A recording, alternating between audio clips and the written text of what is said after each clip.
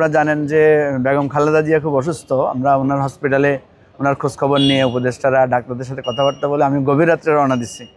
সকালে এসে পৌঁছছি এই শস্যদ্বীপ বাজার, আমার নিজের এলাকা। তো এখান দিয়ে আজকে প্রথম মানে গণসংযোগ দিয়ে শুরু করলাম আর কি।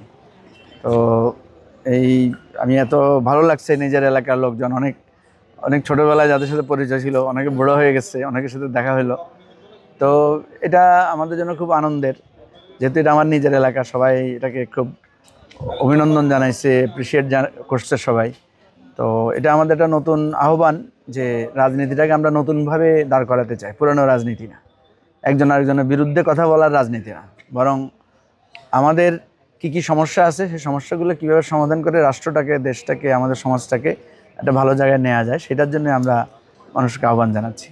তো আমাদের মার্কা ঈগল, সবাই মোটামুটি পরিচিত হয়েছে ইতিমধ্যে আমাদের মার্কাটা। আমাদের দলও নতুন, তো অনেকে দেখলাম আমাদেরকে চিনে আর কি।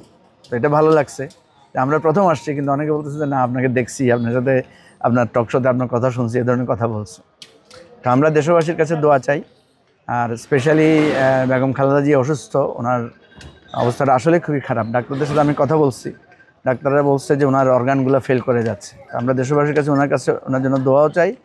আর আমরা মনে করি রাজনৈতিক সম্প্রীতির মধ্য দিয়ে আমরা যাতে ফেনী 2 আসনটা, যেটা আমাদের অনেক দিন সন্ত্রাস কবলিত ছিল, অনেক বঞ্চিত হয়েছি আমরা, আমাদের এখানে উন্নয়ন বঞ্চিত, ইউনিভার্সিটি হওয়ার কথা হয় নাই, মেডিকেল কলেজ হওয়ার কথা হয় নাই, সেগুলো নিয়ে আমরা সবাইকে আহ্বান জানাচ্ছি যে সবাই ঐক্যবদ্ধ থাকলে এগুলো ইনশাল্লাহ হবে।